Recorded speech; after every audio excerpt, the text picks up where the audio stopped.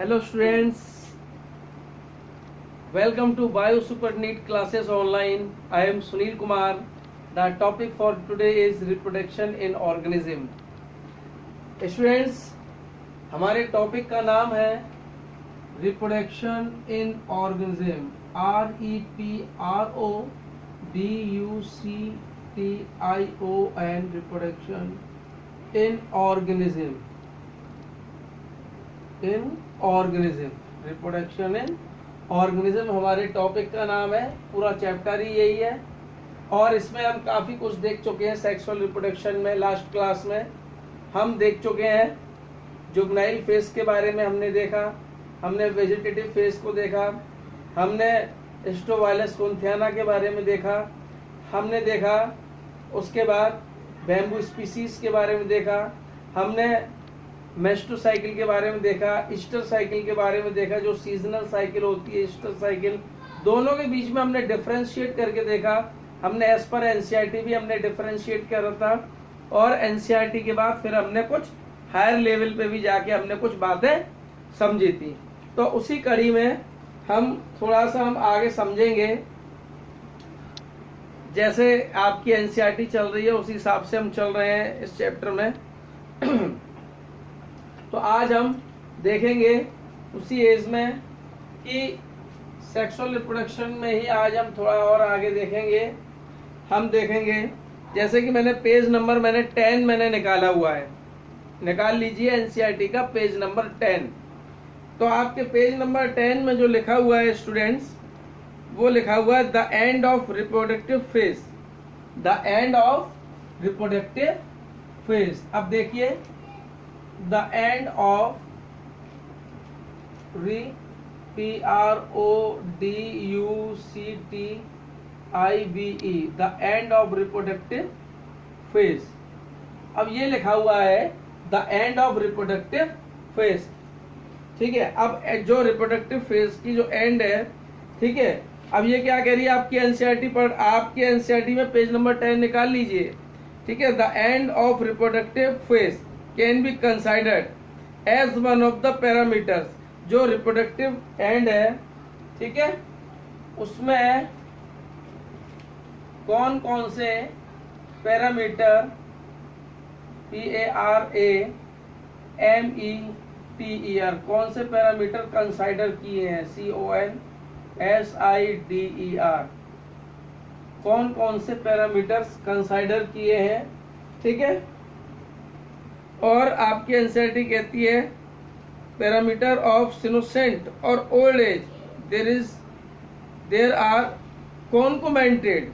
अब देखिए कॉन्कोमेंटेड, CONCOMENTED,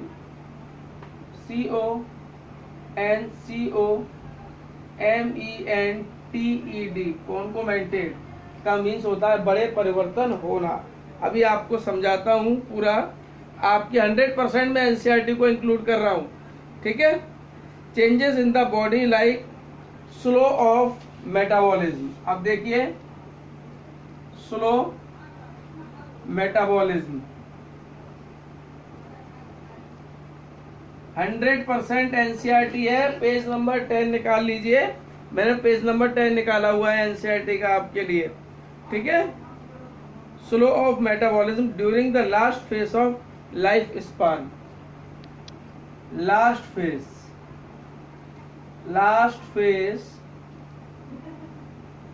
of life span, last phase of life span. शायद नीचे नहीं आ रहा होगा, एक मिनट। स्लो मेटाबॉलिज्म, हाँ ठीक है, आ रहा है।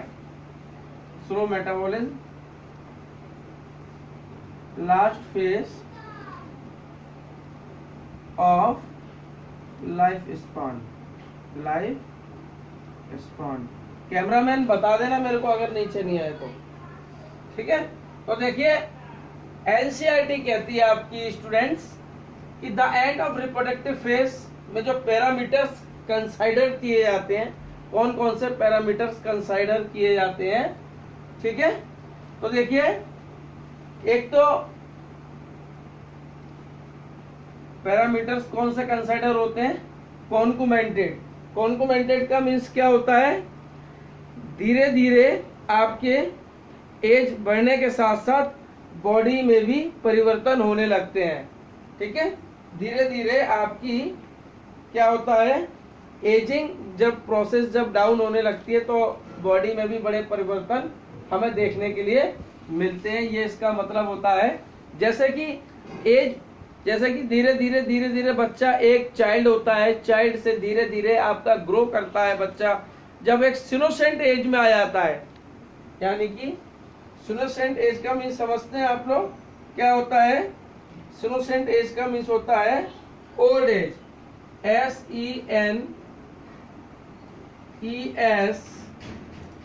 SENESCENCE। सीनोसेंस का मीन्स होता है ओल्ड एज, ओल्ड एज। ठीक है, जब धीरे धीरे ओल्ड एज में आता है तो देखिए जब बचपन होता है, जब छोटा होता है बच्चा, मैं सबसे पहले छोटे बच्चे की बात करता हूं। जब बच्चा छोटा होता है तो उस वक्त सेल्स कम मरती हैं और बनती ज्यादा है। जब एक मिडिल एज हो जाती है तो जितनी सेल्स मरती हैं उतनी ही सेल्स आपके बनती हैं, और जब ओल्ड एज हो जाती है तो सेल्स मरती ज्यादा है। ठीक है, और जो चेंजेस आते हैं, सेल्स ज्यादा मरती हैं सीनोसेंट एज में, यानी कि ओल्ड एज में सेल्स ज्यादा मरेंगी, बनेंगी कम, और क्या होगा, आपका मेटाबॉलिज्म स्लो हो जाएगा बहुत, थाइमस ग्लैंड आपकी ऑलमोस्ट फिनिश हो चुकी होगी, इम्यून सिस्टम डाउन हो जाएगा। ठीक है, बीमारियां लगने लगेंगी। Final last phase of life span का जो लास्ट फेज है वो है डेथ। Death is true. तो ये आपकी एनसीईआरटी कह रही है, पूरे इसको नोट डाउन कर लीजिए। 100% एनसीईआरटी है, पेज नंबर 10 निकाल लीजिए। ठीक है, पॉज करके इसको नोट डाउन कर लीजिए स्टूडेंट्स। ठीक है, देखिए क्या होता है, कई बच्चे क्या है यूट्यूब विजिटर्स बन जाते हैं। यूट्यूब विजिटर्स का मतलब समझते हैं आप लोग? यूट्यूब पर भ्रमण करने का इन द सेंस क्या होता है, कई बच्चे यूट्यूब विजिटर बन जाते हैं। YouTube visitor, VISITER। YouTube visitor का मीन्स समझते हैं क्या होता है? यूट्यूब विजिटर का मीन्स होता है कि थोड़ी देर पढ़ा, नहीं अब आगे वाले चैनल को देखते हैं, फिर थोड़ी देर पढ़ा, फिर नहीं चलो फिर आगे वाले भाई फ्रीक्वेंसी हमें मैच करनी पड़ती है। अब आपकी फ्रीक्वेंसी मेरे से मैच हो रही है, जैसा कि आपने देखा है कि रेडियो FM, हर रेडियो मिर्ची आता है 98.9 FM होता है, 93.9 FM होता है, 92 व्हाटएवर जो कुछ भी हो, तो वो क्या है, रेडियो की तो अपनी एक फ्रीक्वेंसी है, लेकिन हम सुन रहे हैं ना जो चैनल, उसको हम कितना समझ पा रहे हैं, हम कितना गेन कर रहे हैं, डिपेंड इस चीज पे करता है। तो मेरी फ्रीक्वेंसी है 98%, आपको भी 98% पे आना पड़ेगा। आप बोले सर मेरी तो फ्रीक्वेंसी 100% है, तो वो फ्रीक्वेंसी कैसे मैच करेगी? आपको भी मेरी फ्रीक्वेंसी में ही चलना होगा। और यूट्यूब विजिटर्स मत बनना कि भाई एक चैनल से दूसरे पे गए, दूसरे तीसरे चौथे पांचवें, कुछ नहीं समझ में आने वाला है फिर ऐसे। ठीक है, और नोट्स लेते चलिए, हर बात को मैं इजीली में समझाता चल रहा हूँ। जब एनसीईआरटी आप खोल के पढ़ेंगे देखेंगे तो आप कहेंगे हाँ सर ने वाकई में ही हमको बहुत बेहतरीन तरह से समझाया है हमको। ठीक है, और मैं कोई कसर नहीं छोड़ रहा हूँ आपके लिए। ठीक है, सोच लीजिए कि सर हमको 30-40 मिनट हमारे रूम में आके, मोबाइल में आके हमको पढ़ा रहे हैं। ठीक है, ये हमने बात कर ली आपके एज पर एनसीईआरटी। एक मिनट मेरा चश्मा देना है थोड़ा स्टूडेंट्स, थोड़ा क्या है अभी मेरे को, थोड़ा रात का टाइम, थोड़ा मेरे को क्या है प्रॉब्लम हो रही है देखने में, और थोड़ा मेरे ऊपर फोकस भी आ रहा है ना, तो थोड़ा सा मैं दीजिए जरा।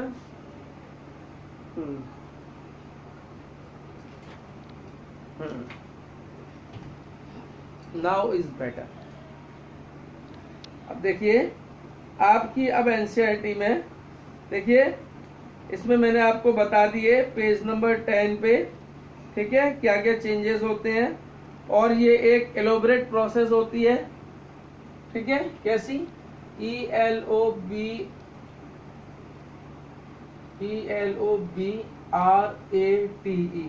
एलोबरेट प्रोसेस होती है और कॉम्प्लेक्स प्रोसेस होती है, ठीक है। मतलब एलोबरेट का मीन्स होता है विस्तृत, बड़े रूप में होने वाली प्रोसेस होती है।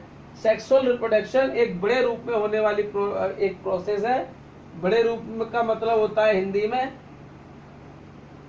मतलब एलोबरेट का मीन्स होता है हिंदी में मतलब विस्तृत रूप, बड़े रूप में होने वाली प्रोसेस। और कॉम्प्लेक्स जटिल प्रक्रिया है।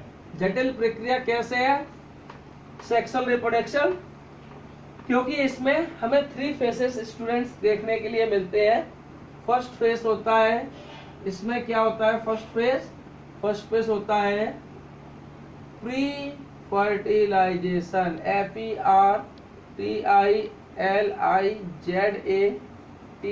FERTILIZATION। दूसरा है पोस्ट फर्टिलाइजेशन, FERTILIZATION। थर्ड है इसमें pre fertilization, this is my mistake. Pre fertilization के बाद आएगा फर्टिलाइजेशन, FERTILIZATION।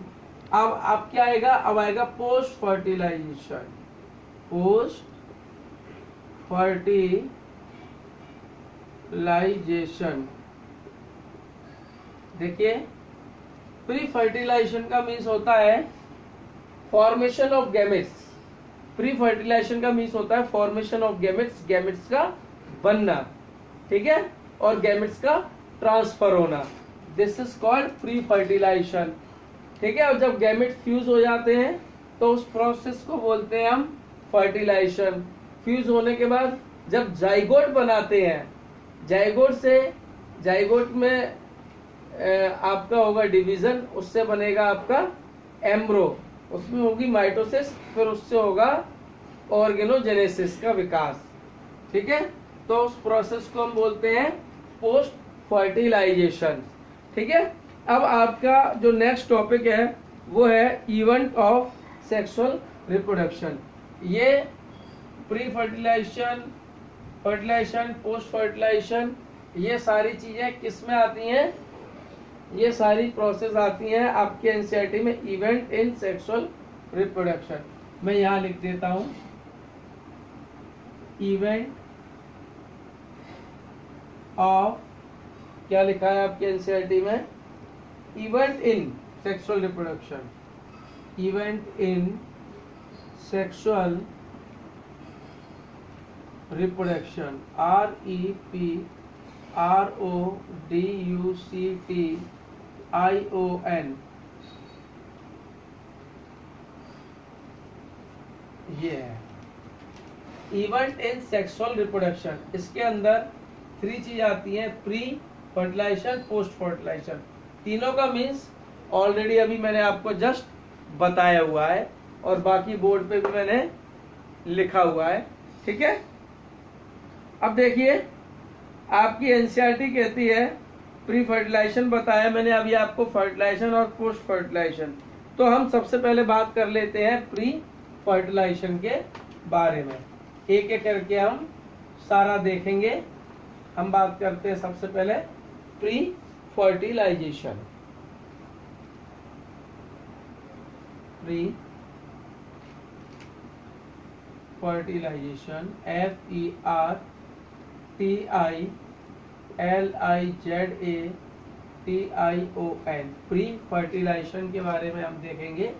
तो प्री फर्टिलाइजेशन में क्या होता है, गैमेटोजेनेसिस होता है पहले, GAMETO, गैमेटो, GENESIS, प्री फर्टिलाइजेशन में पहले होता है गैमेटोजेनेसिस।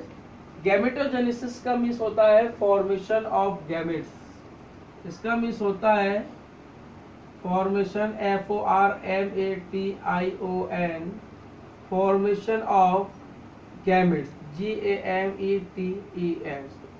गैमेटोजेनेसिस का मीन्स होता है स्टूडेंट्स फॉर्मेशन ऑफ गैमेट्स, और क्या होता है इसमें process, transfer of gametes, TRANSFER, transfer of gametes, GAMETE। यानी कि इसमें हमें दो फिनोमेना में देखने मिलती हैं प्री फर्टिलाइजेशन में। पहला होता है गैमेटोजेनेसिस, ठीक है। गैमेटोजेनेसिस का मीन्स होता है फॉर्मेशन ऑफ गैमेट्स। सेकंड है ट्रांसफर ऑफ गैमेट्स, यानी कि गैमेट्स का ट्रांसफर करना। अब देखिए गैमेट्स भी हमारे कितने प्रकार के होते हैं। आपके एज पर एनसीईआरटी में लिखा हुआ है सबसे पहला होमोगैमेट्स। पहला है आपकी एनसीईआरटी में होमोगैमेट्स, GAMETES, फर्स्ट है होमोगैमेट्स, ठीक है। उसके बाद आपकी एनसीईआरटी में लिखा हुआ है हेट्रोगैमेट्स। सेकेंड लिखा हुआ है HETERO, हेट्रो, GAMETES। उसके बाद एनसीईआरटी में हेट्रोगैमेट। देखिए होमोगैमेट का मीन्स होता है जब दो गैमेट्स एक समान हो, हम डिफरेंशिएट ना कर पाए, ठीक है। जैसे कि एक गैमेट्स मैंने ये बना दिया आपके लिए एज पर एनसीईआरटी, ये बना दिया। दूसरा गैमेट्स मैंने आपके लिए ये बना दिया, ठीक है, ठीक है। इनमें हम कोई डिफरेंशिएट नहीं कर रहे, ये सिमिलर है, सिमिलर हमको दिखाई दे रहे हैं, ठीक है। तो इसके लिए वर्ड यूज करते हैं हम होमोगैमेट्स, और एक वर्ड और यूज करते हैं आइसोगैमेट्स। यहां लिख देता हूं मैं आइसोगैमेट्स, ISO, आइसो, GAMETES, आइसोगैमेट्स। और इसके लिए एक वर्ड और यूज करते हैं हम जब हम डिफरेंशिएट नहीं कर पाएंगे, ठीक है। जब गैमेट्सों में डिफरेंशिएट नहीं कर पा रहे तो हम क्या बोलते हैं, हम बोलते हैं होमोगैमेट्स और आइसोगैमेट्स। देखिए मैंने बनाए हुए हैं, ठीक है। इनमें हम डिफरेंशिएट नहीं कर पा रहे, दोनों एक समान है। पॉज करके आप लोग इसको नोट डाउन कर लीजिए, ठीक है। मैं मिटा रहा हूं, लीजिए, ठीक है, कर लीजिए आप लोग इसको पॉज करके। सारे नोट्स लेते चलने हैं आपको साथ साथ, ठीक है। अब दूसरा पॉइंट बात करते हैं हेट्रो। अभी नहीं, अभी हम इसी में ही आइसोगैमेट्स हो गया। अब हम बात करते हैं एनाइसोगैमेट्स की। एनाइसोगैमेट्स यानी कि हेट्रोगैमेट्स, आपकी एनसीईआरटी में दिया हुआ है, ठीक है भाई। देखिए आपको मैंने बताया था अभी इसमें डिफरेंशिएट ना कर पाए, किसमें, मॉर्फोलॉजिकली, MORPHO, मॉर्फो। क्या है आपकी स्पेलिंग इसमें, आपके एज पर एनसीईआरटी में देखिए लिखा हुआ है आपके LOGICALLY, morphologically and physiologically, PHYSICIOLOGICALY। भैया स्पेलिंग आगे पीछे हो सकती है, जाना मत स्पेलिंग पे, अंडरस्टैंडिंग पे जाना केवल आप, ठीक है। मॉर्फोलॉजिकली और फिजियोलॉजिकली SIMILAR, सिमिलर हो सकते हैं, ठीक है, जो मैंने डायग्राम बनाया था, ठीक है। अब हम बात करते हैं हेट्रोगैमेट की। मैं पेज नंबर 11 पे आ गया हूँ, याद रखना, ठीक है। अब देखिए हेट्रोगैमेट में अलग अलग होंगे, ठीक है। क्या लिखा है आपकी एनसीईआरटी में, देखिए आपकी एनसीईआरटी में लिखा हुआ है the gametes produce are of two morphological distinct यानी कि हमको अलग अलग दिखाई देंगे। ठीक है, एक गैमेट्स आपका बड़ा होगा और दूसरा गैमेट्स छोटा होगा। This is called heterogametes. ठीक है, एक गैमेट बड़ा होगा, एक गैमेट छोटा होगा, इसके लिए हम हेटेरोगैमेट्स का हम यूज करते हैं। ठीक है, दोनों गैमेट हमें अलग अलग दिखाई देंगे। मेल गैमेट हमको अलग दिखाई देगा और फीमेल गैमेट हमको अलग दिखाई देगा। ठीक है, और इसके लिए एक वर्ड और यूज करते हैं, एनाइसोगेमी, ANISOGAMY, एनाइसोगेमी। ठीक है, यानी कि हमें मेल फीमेल गैमेट्स हमें अलग अलग दिखाई देंगे। ठीक है, अब मैं आपको बता दूं कि एनिमल में मेल गैमेट के लिए हम वर्ड यूज करते हैं स्पर्म। एनिमल में मेल गैमेट के लिए वर्ड यूज करते हैं हम स्पर्म, और एनिमल में फीमेल के लिए वर्ड यूज करते हैं ओवम, सॉरी एग। ठीक है, और प्लांट में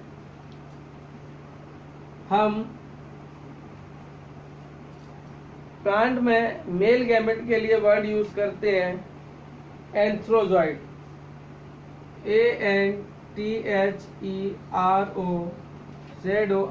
एंथ्रोजॉइड, और फीमेल के लिए वर्ड यूज करते हैं ओवम। यानी कि मेल के लिए, एनिमल में मेल के लिए हम वर्ड यूज करते हैं स्पर्म और एग, और प्लांट के लिए हम वर्ड यूज करते हैं गैमेट के लिए एंथ्रोजॉइड, और फीमेल प्लांट के लिए वर्ड यूज करते हैं हम ओवम। इस चीज का आप लोग विशेष ध्यान रखें। ठीक है, और अब हम ऊगैमी के बारे में हम थोड़ा सा बात कर लेते हैं। इसमें मेल गैमेट्स स्पर्म के रूप में होगा और फीमेल गैमेट एग के रूप में होगा। ऊगैमी क्या होगा? Oogamy, OGAMY, oogamy. ऊगैमी का मीन्स होता है मेल गैमेट स्पर्म के रूप में होगा और फीमेल गैमेट, और फीमेल किसके रूप में होगा? एग के रूप में होगा। ऊगैमी का मीन्स होता है मेल गैमेट मेल गैमेट किसके रूप में होगा? हमारा मेल गैमेट होगा हमारा स्पर्म के रूप में और फीमेल गैमेट होगा हमारा एग के रूप में।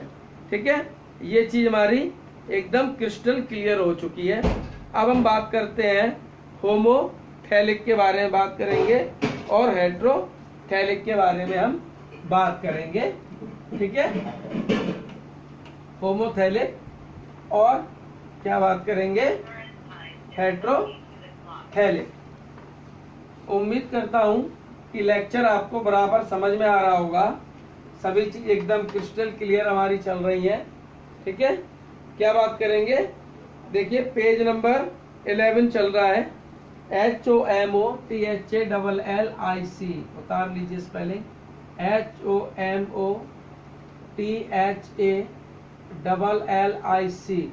होमोथैलिक। पेज नंबर 11 चल रहा है मेरा। ठीक है, देखिए होमोथैलिक का मीन्स होता है, ठीक है, देखिए थैलस, एक वर्ड आता है थैलस, THALLUS, थैलस, एक वर्ड आता है थैलस। तो देखिए थैलस का मीन्स होता है किसी प्लांट में हम रूट लीव स्टेम में हम डिफरेंशिएट ना कर पाए, किसी प्लांट में हम रूट लीव स्टेम में हम डिफरेंशिएट ना कर पाए, उसको हम थैलस बोलते हैं। और फंजाई की बॉडी को हम रूट लीव स्टेम में हम डिफरेंशिएट नहीं कर पाते। ठीक है, इसलिए हम इसको क्या बोलते हैं? थैलस बोलते हैं। क्या बोलते हैं हम इसको? थैलस बोलते हैं। और होमोथैलिक लिखा हुआ है, यानी कि मेल गैमेट, मेल और फीमेल, FEMALE, मेल और फीमेल दोनों एक में ही प्रेजेंट होंगे। इसलिए हमने क्या बोला इसको? हमने इसको बोला होमोथैलिक। इसके लिए एक वर्ड और आता है, ठीक है, जब मेल और फीमेल जब एक में ही होगा तो क्या बोलेंगे, मोनोसियस, MONOCIOUS, मोनोसियस। और क्या बोलेंगे इसको हम, और बोलेंगे हम इसको बाइसेक्सुअल, BISEXUAL। देखिए 3 वर्ड यूज हुए, होमोथैलिक, मोनोसियस और बाइसेक्सुअल, तीनों का मतलब एक ही होता है जो एनसीईआरटी ने छुपा के रखा था। अब हम बात करते हैं आपके हेट्रोथैलिक के बारे में। इसके बारे में heterothallic, HETERO, hetero, THALLIC, heterothallic. Heterothallic के बारे में हम बात करेंगे। हेट्रोथैलिक क्या होता है, वही बात, ठीक है। हेट्रोथैलिक में मेल और फीमेल में हम डिफरेंशिएट कर सकते हैं, DIFFERENCIATE,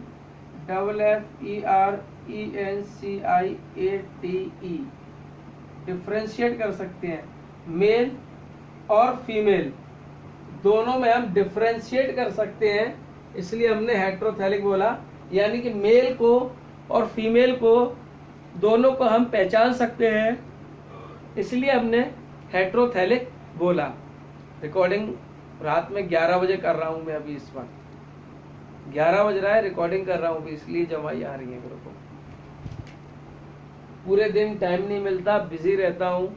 आपका भी देखना है मुझे, तो आपका भी मैं रिकॉर्डिंग करता हूं। तो हेट्रोथैलिक में हम डिफरेंशिएट कर सकते हैं, मेल फीमेल को हम अलग अलग हम पहचान सकते हैं। तो इसके लिए वर्ड हम यूज करते हैं डायोसियस, DIOCIOUS, डायोसियस। और एक वर्ड और यूज करते हैं यूनिसेक्सुअल, UNISEXUAL। ये सारी चीजें आपस में इंटरकनेक्टेड हैं। एज पर एनसीईआरटी चल रहा हूं, आप एनसीईआरटी पढ़ोगे अब 100% समझ में आएगी आपके, ठीक है। अब हम बात करते हैं आपके इसमें, अब आपके इसमें एक वर्ड है हार्मेफ्रोइड, एक वर्ड है HERMAPHRODITES, हार्मेफ्रोइड्स। 1 मिनट देख लूं कितने मिनट की रिकॉर्डिंग हो गई है,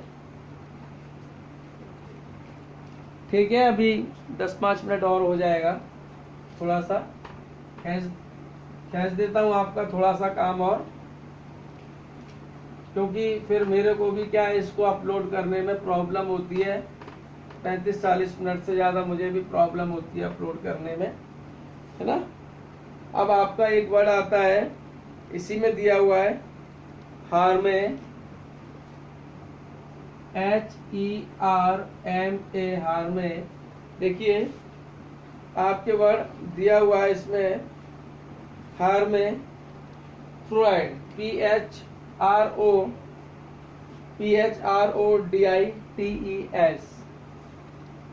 PHRODITES, हार्मेफ्रोइड्स। हार्मेफ्रोइड्स का मीन्स होता है बाईसेक्सुअल, BISEXUAL। यानी कि कुछ ऑर्गेनिज्म होते हैं आपके, कुछ सेवरल कई सारे यूनिसेक्सुअल ऑर्गेनिज्म होते हैं, कई सारे आपके बाईसेक्सुअल ऑर्गेनिज्म होते हैं, ठीक है। SEVERAL, several organism, ORGANISM, several organism आपके कैसे होते हैं, यूनिसेक्सुअल, और कई सारे कैसे होते हैं, बाईसेक्सुअल, ठीक है। तो जो हार्मेफ्रोइड का मीन्स होता है वो होता है बाईसेक्सुअल, ठीक है। तो बाईसेक्सुअल में कौन कौन से ऑर्गेनिज्म आते हैं आपके, एज पर एनसीईआरटी चल रहा हूं मैं। तो देखिए आपके एनसीईआरटी में क्या क्या लिखा हुआ है, जो आपके हार्मेफ्रोइड एनिमल्स होते हैं, बाईसेक्सुअल एनिमल्स होते हैं। मैं एनसीईआरटी पढ़ रहा हूं, जैसे कि स्पॉन्जेस है, एग्जाम्पल स्पॉन्जेस, टैपवर्म, लीच, ठीक है।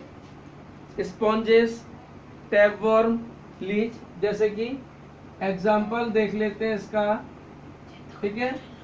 Sponges, SPONGES, sponges, tapeworm, leech, ये सब बाइसेक्सुअल ऑर्गेनिज्म में आते हैं, ठीक है। और यूनिसेक्सुअल ऑर्गेनिज्म में कॉकरोच आता है, UNISEXUAL।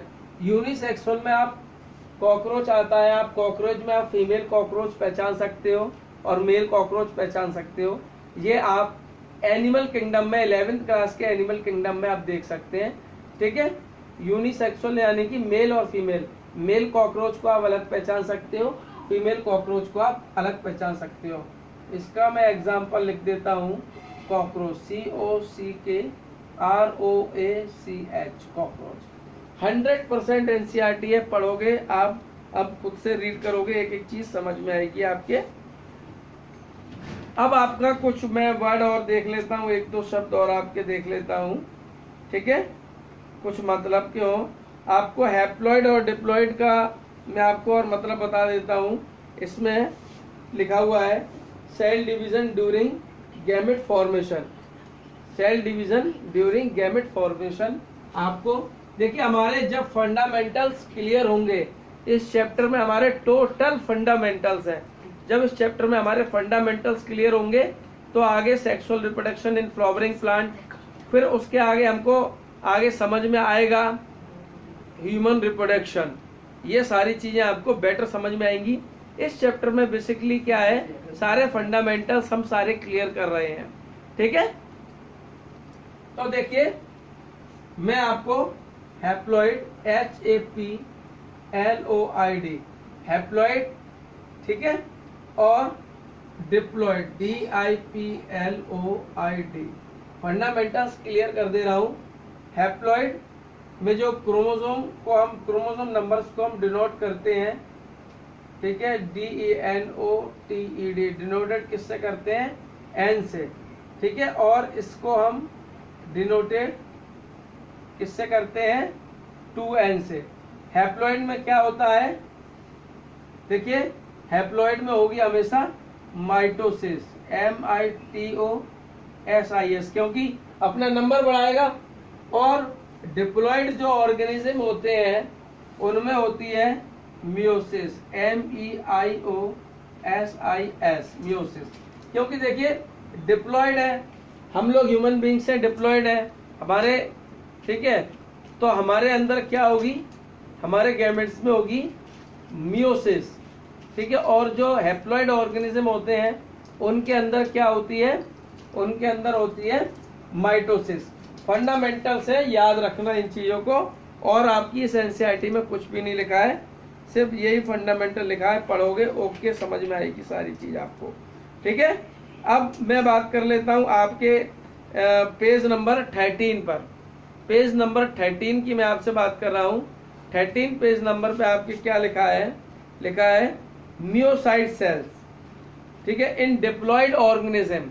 जो डिप्लॉइड ऑर्गेनिज्म होते हैं, स्पेशलाइज्ड सेल्स, उनमें कुछ स्पेशलाइज्ड सेल्स होती हैं, जैसे कि कुछ डिप्लॉइड ऑर्गेनिज्म होते हैं उनमें कुछ स्पेशल सेल्स होती हैं जिनको हम बोलते हैं मियोसाइट्स, MEIOCYTES। सम देखिए, सम क्या लिखा हुआ है, सम डिप्लॉइड ऑर्गेनिज्म, सम डिप्लॉइड ऑर्गेनिज्म, कुछ डिप्लॉइड ऑर्गेनिज्म होते हैं, ठीक है, जिनमें कुछ स्पेशल सेल होती हैं, SPECIAL, कुछ स्पेशल सेल होती हैं, और जिनको हम क्या कहते हैं, हम कहते हैं मियोसाइट्स, MEIOCYTES। देख लूं नीचे दिखाई दे रहा है या नहीं, हाँ, ऑर्गेनिज्म के नीचे नहीं दिखाई दिया। कुछ स्पेशल टाइप की सेल्स होती हैं ऑर्गेनिज्म में कुछ स्पेशल टाइप की सेल्स होती हैं जिनको हम बोलते हैं मियोसाइट्स, MIOCYTES। मियोसाइट्स कुछ स्पेशल सेल्स होती हैं, इन सेल्स के अंदर होता है मियोसिस। कुछ डिप्लॉयड ऑर्गेनिज्म होते हैं, क्या बताया मैंने, सम डिप्लॉयड ऑर्गेनिज्म, कुछ डिप्लॉयड ऑर्गेनिज्म होते हैं जिनमें स्पेशल सेल्स होती हैं जिनको हम क्या बोलते हैं, मियोसाइट्स। ठीक है, मियोसाइट्स में होता है मियोसिस, याद रखिए इस बात को। ठीक है, तो यहाँ आपका मैंने चैप्टर तो पूरा नहीं हुआ, लेकिन 13 नंबर तक मैंने कंप्लीट कर दिया है। और 13 में ही एक टेबल दिया हुआ है, ठीक है, नेम ऑफ ऑर्गेनिज्म, ठीक है, chromosome number in myocytes, chromosome number in gametes. ठीक है, इसमें ह्यूमन बींग्स का 46 क्रोमोसोम है, हाउस फ्लाई का है, रैट का है, डॉग का है, कैट है, फ्रूट फ्लाई है, ठीक है, फर्न है, एप्पल है, राइस है, मेज है, पोटैटो है। ठीक है, इन सब के नंबर्स दिए हुए हैं। ठीक है, आपको बताना है, मुझे इसमें होमवर्क है कि पूरी एक टेबल बना के मेरे को आप भेजेंगे। पेज नंबर 13 की एक टेबल है, पूरी मेरे को बना के भेजेंगे कि जिनके डिप्लॉयड जो 2n से, जिनके क्रोमोसोम जो डिप्लॉयड नंबर को शो करता है, 2n से डिप्लॉयड नंबर को शो कर रहा है, उनका हैप्लॉयड क्रोमोसोम नंबर कितना होगा, ये मुझे आप लिखकर भेजेंगे कमेंट्स, या आप मुझे व्हाट्सअप करेंगे। पेज नंबर 13 पर टेबल बना हुआ है वो। ठीक है, उम्मीद करता हूँ लेक्चर समझ में आया होगा, और ना समझ में आए तो मेरे से पूछ लीजिए, वैसे कोई डाउट्स रह नहीं जाएगा मेरे पढ़ाने के बाद। ठीक है, पढ़ते रहिए, मेहनत करते रहिए। ठीक है, और आज जो अपना आप 35-40 मिनट 35 से 40 मिनट जो आज आप अपना इन्वेस्टमेंट कर रहे हैं, ये इन्वेस्टमेंट्स आपको रिटर्न्स देगा जब आपके एग्जाम आएंगे। ठीक है, उस वक्त आपको ये रिटर्न्स आपको मिलना शुरू हो जाएगा, क्योंकि कोई भी जब हम इन्वेस्टमेंट करते हैं तो उस इन्वेस्टमेंट को हमें क्या करना पड़ता है, इन्वेस्टमेंट करने के बाद हमको उसको कुछ समय के लिए छोड़ देना पड़ता है, तब उसका रिटर्न्स हमें मिलना होता है। उसका रिटर्न्स हमें मिलता है, जरूर मिलता है, क्योंकि ऊर्जा हमारी कभी भी व्यर्थ नहीं जाती, एक फॉर्म से दूसरे फॉर्म में हमेशा कन्वर्ट होती है। तो पढ़ते रहिए, मेहनत करते रहिए। All the best, thank you, have a nice day.